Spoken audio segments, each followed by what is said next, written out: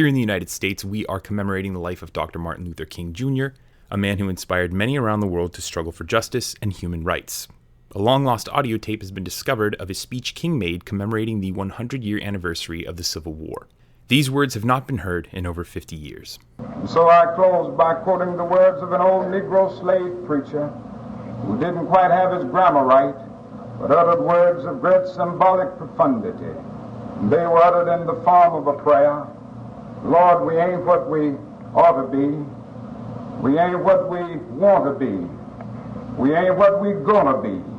But thank God, we ain't what we was.